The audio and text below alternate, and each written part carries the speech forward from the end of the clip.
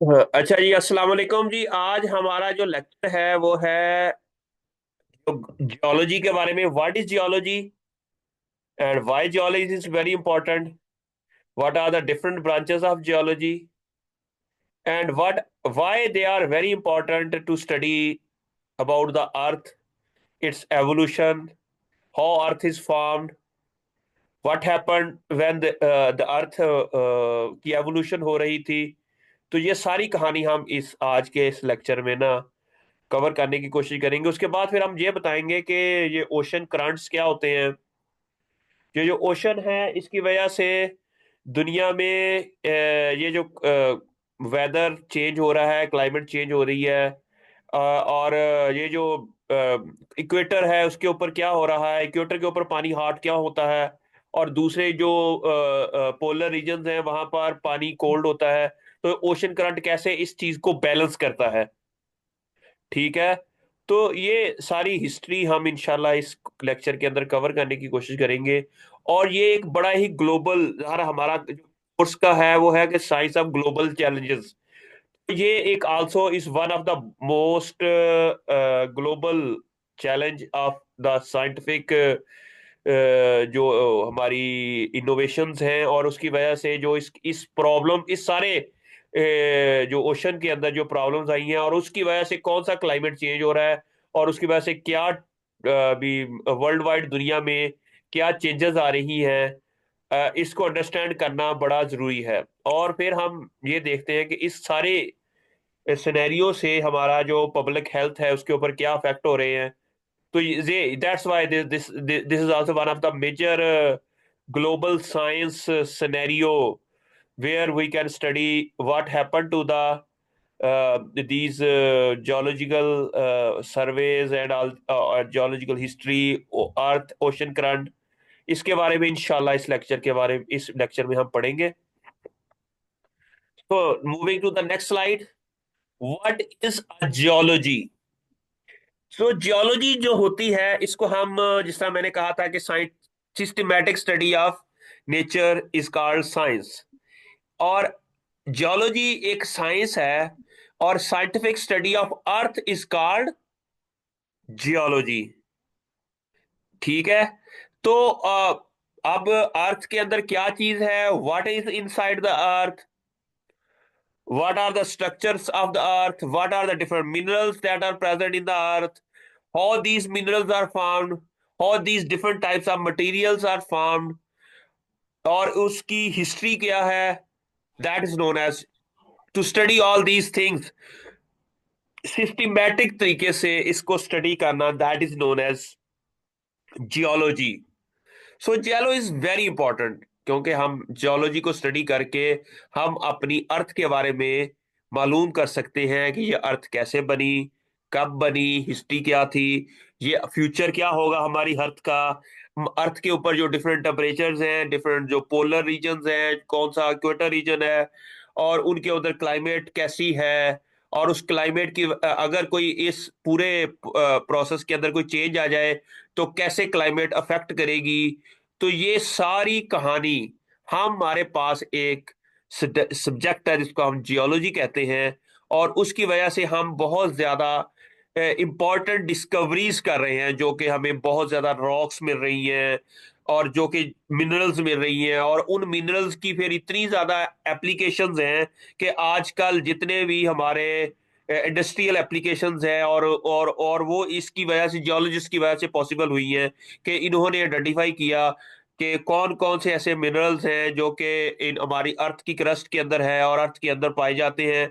और मिनरल्स को आइसोलेट करना, फिर उससे डिफरेंट आपकी जो इक्विपमेंट्स बनाने हैं वो चीज़ें बनती हैं। That's very important subject. So इसके अलावा फिर हमारा ये है कि हम अर्थ को स्टडी करके हम ये भी मालूम कर सकते हैं कि हमारी लाइफ जो बायोलॉजी है, लाइफ है, ये कैसे बनी, ये कब बनी। पहला बैक्टीरिया क्या, पहले बैक्टीरिया बना था, पहले डीएनए बना था, पहले आरएनए बना था, पहले प्रोटीन बनी थी। ये ये लाइफ कैसे एग्जिस्ट हुई, और कितने साल पहले लाइफ का ओरिजिन हुआ था। और क्योंकि हम इसके अंदर जो अर्थ के अंदर फॉसल फ्यूल्स होते हैं और उनको हम स्टडी करते हैं, और उन फॉसल फ्यूल्स की भी बड़ी इंपॉर्टेंस है, क्योंकि उससे हम आजकल जितनी भी एनर्जी है वो उसी के थ्रू ड्रिवन होती है। और एनर्जी की वजह से, एक एनर्जी क्राइसिस की वजह से ये दुनिया में जो एक also is one of the biggest challenge, जिसकी वजह से दुनिया में बहुत ज्यादा प्रॉब्लम्स है। ये भी एक ग्लोबल साइंस है। ठीक है। तो ये दैट्स वेरी इंपॉर्टेंट कि to study geology is very important. ठीक है। अब इसकी डिफरेंट ब्रांचेस होती हैं, उनमें मिनरोलॉजी है, पैलेंटोलॉजी है, स्ट्रक्चरल जियोलॉजी है, हम और इस तरह वोल्केनोलॉजी है, सेस्मोलॉजी है, हाइड्रोजियोलॉजी है। These are all the different branches of geology. अब इसमें हम डिफरेंट के अंदर, किसी के अंदर हम मिनरल्स के और रॉक्स के बारे में स्टडी करते हैं, और उसको हम कहते हैं कि ये रॉक्स कैसे बनी। और इसके अलावा ये डिफरेंट जो हमारी रॉक्स हैं उसके अंदर एक सेडिमेंट्री रॉक्स होती हैं, इस तरह डिफरेंट फॉर्म्स ऑफ रॉक्स होती हैं। फिर आगे हम अगर फॉसिल फ्यूल की स्टडी को कहें तो उसको आप पैलेंटोलॉजी कहते हैं। और जिसकी वजह से हमें ये भी पता चलता है कि हमारी जिंदगी, हमारी लाइफ के ये जो फॉसिल फ्यूल की वजह से इसको हम स्टडी करके ये मालूम कर सकते हैं कि what is life, how life originated in earth, what are the different backgrounds, कब क्या हुआ होगा जब when there is a life started on earth. फिर आगे हमारे पास ये जो अर्थ की डिफरेंट क्रस्ट्स होते हैं, इसके बारे में स्टडी करना, इसके डिफरेंट फोल्ड्स हैं और इसके अंदर फॉल्ट्स हैं, और कौन कौन सी फोर्सेस हैं जिसकी वजह से ये डिफरेंट चीजें बनती हैं, इनको हम कहते हैं स्ट्रक्चरल जियोलॉजी। फिर हमारे पास रॉक्स की, सेडिमेंट्री रॉक्स और उसका प्रोसेस, और इसकी को कैसे इन्वायरमेंट के अंदर एंशियंटली पुराने जमाने में ये कैसे बनी होंगी, इस स्टडी को कहते हैं सेडिमेंटोलॉजी। फिर हमारे पास अर्थ के अंदर लावाज पड़ते हैं, मैग्मा होता है, वॉल्केनोज आते हैं, इनकी स्टडी, ये भी स्टडी अंडर जियोलॉजी आती है, दैट इज नोन एज वॉल्केनोलॉजी। और उसके अलावा फिर हमारे पास अर्थ क्वेक्स आते हैं और इसकी स्टडी को सेस्मोलॉजी कहते हैं। और फिर वो पानी होता है ना अंडरग्राउंड, और ये अंडरग्राउंड पानी कैसे है, कहाँ की, और ये डिस्ट्रीब्यूट कैसे होता है, और मूवमेंट कैसे होती है वाटर की, सॉइल के अंदर और रॉक्स के अंदर। और दिस इज वेरी इंपॉर्टेंट कि डिफरेंट जो इलाके के का पानी है वो डिफरेंट क्यों है, डिफरेंट मिनरल्स क्यों है, कि कोई खारा पानी है, कोई मीठा पानी है, ये सारी कहानी क्या है, why there are different types of water and why they are important. और इसको स्टडी करने के लिए हमें एक सब्जेक्ट है that is known as hydro geology. अब नेक्स्ट क्वेश्चन ये है, एक another very important subject that is known as ocean current. अब ये ओशन करंट क्या होता है? जिस तरह पानी रिवर्स के अंदर फ्लो करता है ना, from Himalaya to Sindh and to जो हमारा अरेबियन सी है, ऐसे ही जो जो समुद्र का पानी है वो भी मूव करता है और बहुत बड़े लेवल के ऊपर फ्लो करता है, और इसको हम कहते हैं ओशन करंट।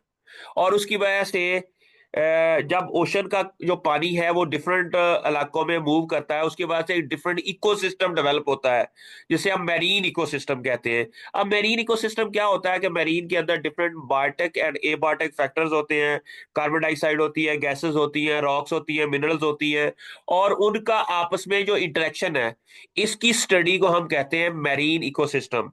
और जब ये पानी का फ्लो चेंज होता है, एक जगह से दूसरी जगह जाता है और बहुत बड़े स्केल के ऊपर होता है, और इससे आपकी मैरीन का जो इकोसिस्टम है और वो डिस्टर्ब हो जाता है, और उसकी डिस्टर्बेंस की वजह से क्लाइमेट के ऊपर भी इफेक्ट होता है, और आपकी कोस्टल की जो इन्वायरमेंट है वहां पर भी इसका अफेक्ट होता है। तो इसीलिए there is a need to study कि currently what is a ocean current, ये दुनिया में कहाँ कहाँ ओशन करंट हो रहा है, कैसे मूव हो रहा है, कैसे पानी मूव हो रहा है, इसको स्टडी करना, that's very important to because of कि हमें इससे पता चलता है कि कहीं हमारी क्लाइमेट तो नहीं चेंज हो रही, हमारी जो डिफरेंट टेम्परेचर रिजीम तो नहीं चेंज हो रहा, कहीं जाकर ग्लोबल वार्मिंग तो नहीं हो रही।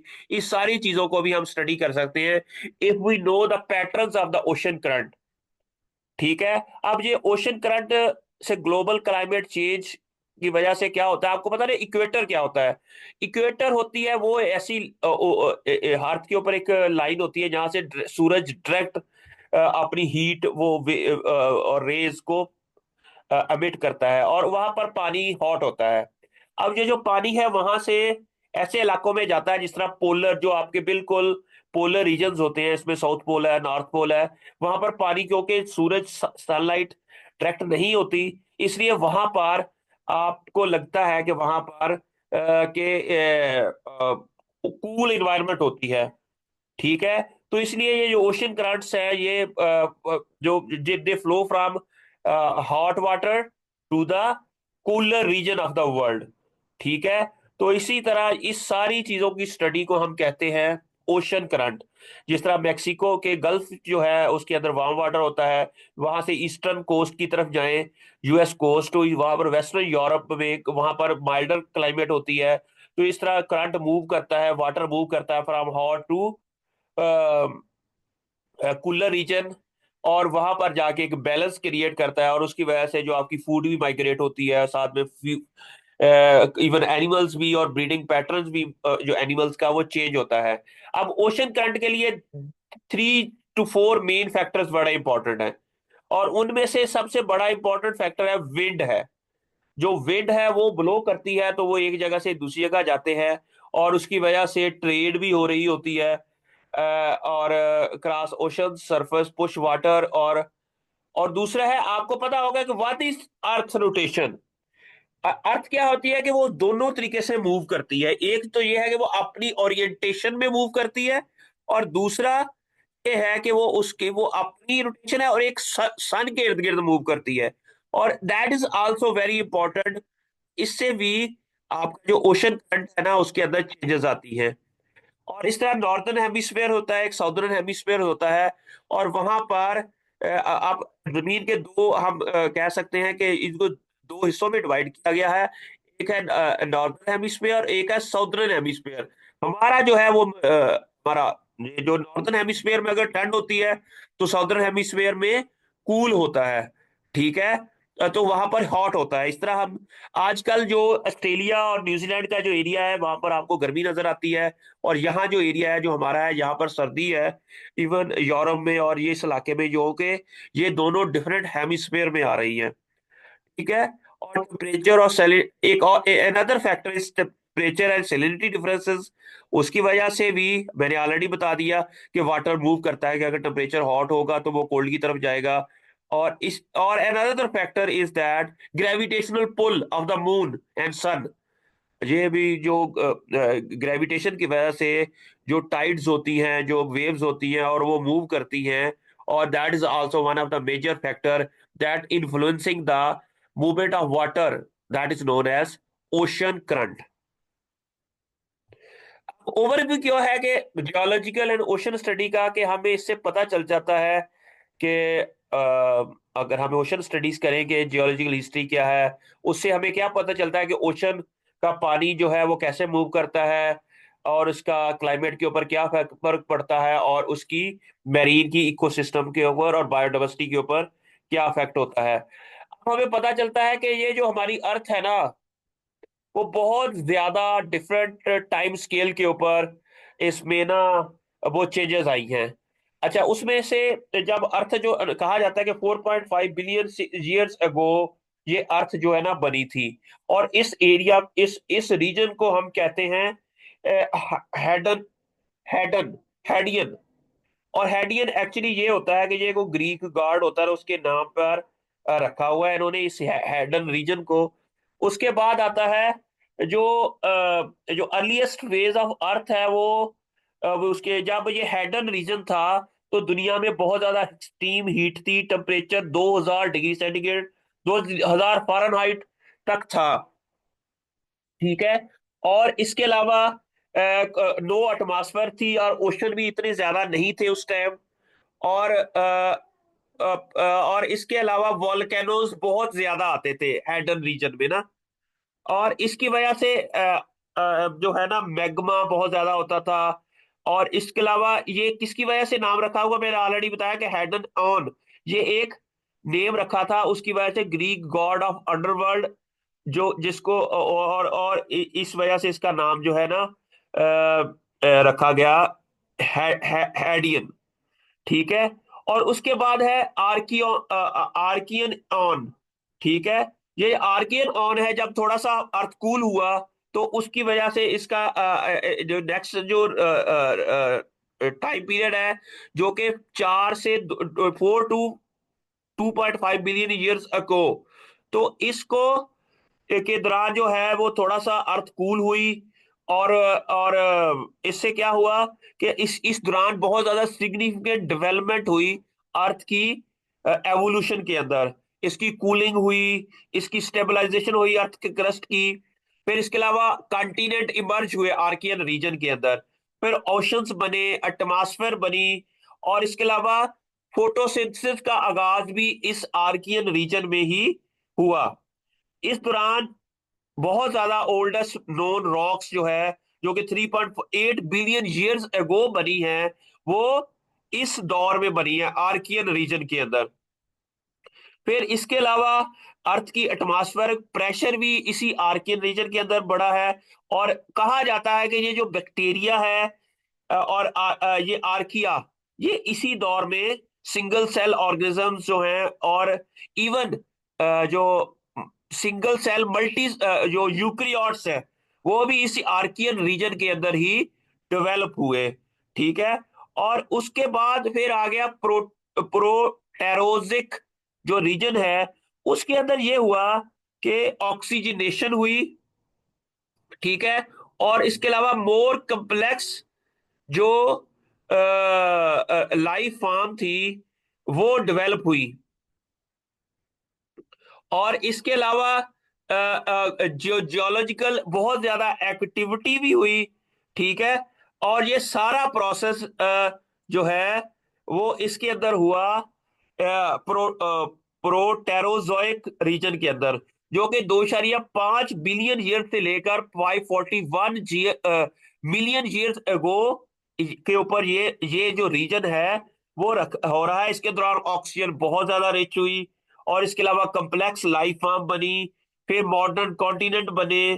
फिर यूक्रियोटिक सेल, जो अब आपको मॉडर्न यूक्रियोटिक सेल लगता है, ये जो आजकल की फॉर्म में है, ये आपको प्रोटेरोजोइक रीजन के अंदर ये बना। ठीक है। और इसके अलावा कॉन्टिनेंटल ड्रिफ्ट और ये जो हम बातें करते हैं, ये सारी बातें भी इसी के अंदर ही बनी। और जियोलॉजी के अंदर इसके अंदर सेडिमेंटेशन, रॉक फॉर्मेशन, ये सारा प्रोसेस इसके अंदर बहुत ज्यादा तादाद में हुआ। ठीक है। और इसके बाद आता है फनेरोजोइक जो रीजन है, उसके अंदर डाइवर्सिटी ऑफ लाइफ हुई। ठीक है। और ये 541 मिलियन ईयर्स अगो थी।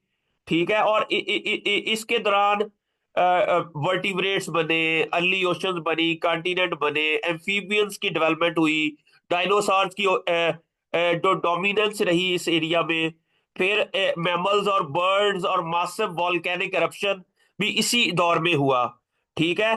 और इसलिए हम इसको कह सकते हैं जो प्लांट्स की वेस्कुलर प्लांट्स हैं, फ्लावरिंग प्लांट्स हैं, वो भी इसी जो जो आजकल का दौर है, या फंजाई भी बनी है, और ये सारी की सारी फ्लावरिंग प्लांट बने।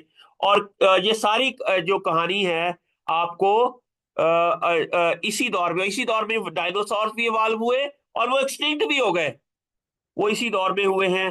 फिर इसके अलावा अगर हम नेक्स्ट बात करें कि ओशन करंट की, अगेन हम बात करते हैं कि ओशन करंट की वजह से it's a large scale of movement of sea water है, जिसके अंदर विंड है, टेम्परेचर है, सैलिनिटी है। They are characterized into surface currents and deep water currents. क्या अब सारे क्लाइमेट की इसकी सारे जो स्टॉर्म्स बनते हैं, ये जो ओशन करंट की वजह से जो है ना, वो आपकी रीडिस्ट्रीब्यूट होती है heat across the planet, and this process also influence climate and weather pattern, और जिसकी वजह से स्टेबलाइजिंग होती है टेम्परेचर। ठीक है। और एक्सट्रीम वेदर जो है, अगर इस ओशन करंट के अंदर चेंज आ जाए तो एक्सट्रीम वेदर कंडीशन पैदा हो जाती है। और उसकी वजह क्या है कि जो जो हम इंडस्ट्रीज की वजह से जो ग्रीन हाउस गैसेस आती हैं, that also affect the ocean current. और उसकी वजह से एक्सट्रीम वेदर जो इवेंट होते हैं ना, वो बहुत मैटर करते हैं इसकी वजह से ना। नेक्स्ट ये है कि जो इसके जो डिफरेंट जो इसके करंट्स होते हैं, इसका सरफेस करंट होता है, इसके अंदर पानी जो होता है वो वार्म होता है और विंड ड्रिवन होता है। और इसकी एग्जांपल है गल्फ स्ट्रीम। गल्फ स्ट्रीम जो है ये मैक्सिको में है और उसके पास है, ठीक है। और अच्छा, इस जो गल्फ स्ट्रीम है उसका जो वेदर है वो वार्म होता है, गल्फ ऑफ मैक्सिको से ये रीजन होता है। और इसके अलावा ये फ्लोइंग होता है along with the eastern United States and crossing to the north Atlantic to Europe. ठीक है, इसका टेम्परेचर नॉर्मली 20 से 28 डिग्री सेंटीग्रेड होता है। और जो इसकी फास्ट फ्लो होता है, इसमें फास्ट फ्लो का मतलब ये होता है कि ये 3 से 5 माइल्स पर आवर्स की स्पीड से यहाँ पर जो हवा है वो मूव करती है। और इसका सिग्निफिकेंट इम्पैक्ट है ऑन क्लाइमेट एंड वेदर, ठीक है। और इसके अलावा जो है आपका उसके बाद आ जाता है डीप करंट। जो डीप करंट का मतलब ये होता है कि ये थोड़ा सा कोल्ड होता है और इसके अलावा डेंसिटी भी इसके अंदर बहुत ज्यादा हाई होती है, और डेंसिटी ड्रिवन होता है और इसके लिए मूविंग करंट होता है। और इसके लिए लेकिन इसकी जो स्पीड होती है ना डीप करंट की, वो थोड़ी सी बहुत कम होती है, 0.01 से 0.1 माइल्स पर आवर्स। और इसकी जो डीप वाटर की जो लेंथ होती है कि कहाँ ये डीप कितने डेप्थ के ऊपर ये मूव करते हैं पानी के अंदर, ये होती है 100 से 4000 मीटर। और ये कोल्ड वाटर होता है और नीली फ्रीजिंग टेम्परेचर होता है इसका। और इसका जो प्रेशर होता है इसके अंदर वो बहुत ज्यादा होता है, ठीक है। और that is around 1000 time atmospheric pressure जो है उससे से ज्यादा होता है इसका ना जो प्रेशर है, ठीक है। जो टाइडल करंट्स होते हैं ये ग्रेविटेशनल पुल की वजह से होता है। ये ग्रेविटेशनल फोर्सेस की of the moon and the sun. और इसकी वजह से चेंजेस आती हैं वाटर के अंदर, प्रिडिक्टेबल चेंजेस आती हैं ये। और अच्छा, इसमें क्या होता है कि जो स्ट्रॉन्गेस्ट नियर कोस्ट लाइन होता है और water level rise and fall with ties. भी जो आपका पानी है ना वो ऊपर नीचे होता है इसके अंदर टाइडल करंट के थ्रू। और इसके अलावा water moves horizontally with tidal जो करंट करंट होते हैं। इसकी वजह से इसकी एग्जांपल्स जो हैं वो फ्लड करंट होता है, ठीक है। और इसके अलावा टाइडल स्ट्रीम होती है। और इसमें ज्यादातर जो इन्फ्लुएंसिंग फैक्टर है वो है मून्स ग्रेविटेशनल पुल जो कि 67% होता है। फिर सन ग्रेविटेशनल पुल होता है जिसे हम कहते हैं, जिसकी वजह से ये 33% इसकी वजह से होता है। और इसके बाद आ जाता है काउंटर करंट जो कि अपोजिटिंग अदर करंट, ये एक दूसरे के अपोजिट होता है, ठीक है। और इसके लिए ये होता है कि इन द अपोजिट डायरेक्शन होता है। और opposite direction due to marine current flow की वजह से होता है, ठीक है। और ऑफन ये कन्फाइंड होता है स्पेसिफिक रीजन और डेप्थ के अंदर। और इट कैन बी वीक और स्ट्रॉन्ग, ये वीक भी हो सकता है, ये स्ट्रॉन्ग भी हो सकता है, ठीक है। अब नेक्स्ट जो है हमारा इसकी क्लाइमेट रेगुलेशन और मैकेनिज्म क्या है। ओशन जो है they act as a heat reservoir absorbing energy from the sun and redistributing it which help in regulating global temperature। ये जो दुनिया के अंदर जो टेम्परेचर चेंज हो रहा है उसके अंदर जो एनर्जी एक्सचेंज हो रही है उसके में बहुत ज्यादा जो इंपॉर्टेंट पोर्शन है वो ओशन का है, ठीक है। वो क्या करता है कि वो हीट को ऑब्जॉर्व करता है, उसका रिजर्वायर क्या होता है, उसको ऑब्जॉर्बिंग के बाद उसको रीडिस्ट्रीब्यूट करता है और उससे पूरी दुनिया के अंदर एक चेंजेस आती है। ओशन ग्रांट कार्बन न्यूट्रिएंट्स और बायोलॉजिकल प्रोडक्टिविटी को भी रीडिस्ट्रीब्यूट कर देता है, ठीक है। और इसके अलावा वेदर जो पैटर्न्स आपके आते हैं उसके अंदर भी ये चेंजेस आती है ओशन के करंट की वजह से, कि significant affect atmospheric dynamics influencing वो डिफरेंट स्ट्रीम्स होती हैं और इम्पेक्ट करता है वेदर पैटर्न। और इसकी वजह से वर्ल्ड वाइड इसका अफेक्ट होता है। आप देखते हैं कि डिफरेंट जो हिस्टोरिकल केसेस कौन से हैं, कि notable example of climate change क्या है कि आइस एज थी पहले, वो आइस एज मेल्ट हो गई। फिर दुनिया के अंदर बहुत ज्यादा आपके जो है ना आजकल आपको मिलते हैं कि हमारे ग्लेशियर्स जो है ना वो हो रहे हैं, मेल्ट हो रहे हैं, और ये सारा, और ग्लोबल वार्मिंग जो है, this is all because of the जो जो चेंजेस इन क्लाइमेट। और उसमें बहुत ज्यादा रोल है हमारा इसके अंदर, ओशन करंट के अंदर। और इसके अलावा हम देखते हैं कि आगे ट्रेंडिंग क्लाइमेट है कि हरिकेन की बहुत ज्यादा इंटेंसिटी इंक्रीज होगी। हरिकेन जो होते हैं, ये जो गोल गोल घूमती है, ये बहुत ज्यादा हवा, और उसकी वजह से भी ग्लोबल टेम्परेचर के इंक्रीज होने की वजह से चेंजिंग हो रहा है, ओशन का करंट चेंज हो रहा है, फिर टेम्परेचर इंक्रीज हो रहा है। ठीक है। Increase hurricane link to the shifting ocean current. और इसके अलावा आइस कैप मेल्ट हो रही है, वो 15% है। और कोरल हेल्थ, कोरल ये एक वो सोडियम बाइकार्बोनेट और एक बायोडाइवर्सिटी है मैरीन की, जिसके अंदर ये कार्बोहाइड्रेट्स हैं। और एक कोरल की वजह, वहां पर ना एक हाउसेस होते हैं जहां पर एनिमल ये रहते हैं, और उसके अंदर भी ये जो चेंजेस आ रही हैं इसकी क्लाइमेट की वजह से। फ्यूचर इम्प्लीमेंटेशन क्या है कि आपने ना मैरीन के इकोसिस्टम की वजह से शिफ्ट हो रहा है करंट के अंदर, leads to changes in marine ecosystem. और उसके वजह से वेरियस स्पीशीज चेंज हो रही है, और नए से नए फूड वेब बन रहे हैं, पुराने जो फूड वेब हैं वो खत्म हो रहे हैं। और इस तरह पोटेंशियल चेंजेस हो रही है क्लाइमेट के अंदर। तो हाँ, अब हमने क्या करना है कि इसकी कंक्लूजन क्या है कि हमें क्वेश्चन करंट के बारे में स्टडी करना चाहिए।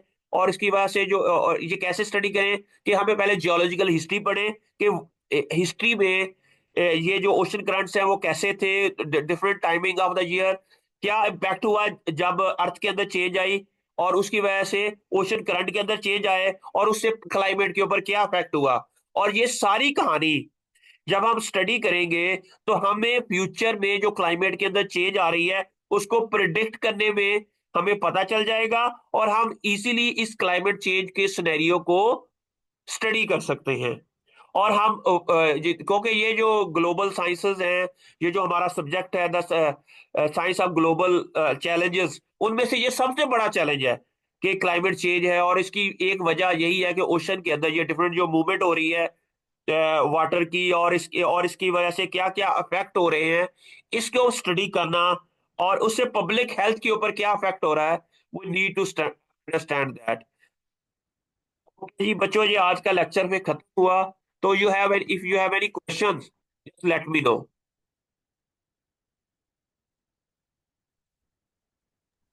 सर, जैसे आपने बताया कि ओशियन हमारे पास टाइम के साथ साथ इसकी केमिस्ट्री चेंज होती गई, तो ओशियनिक केमिस्ट्री हमारे पास टाइम के साथ चेंज ऐसे कैसे स्टार्ट हुई कि छोटे छोटे रिएक्शन से इतना बड़ा होता गया कि आज उसका क्लाइमेट पे भी अफेक्ट आ रहा है? इसे थोड़ा सा एक्सप्लेन कीजिएगा।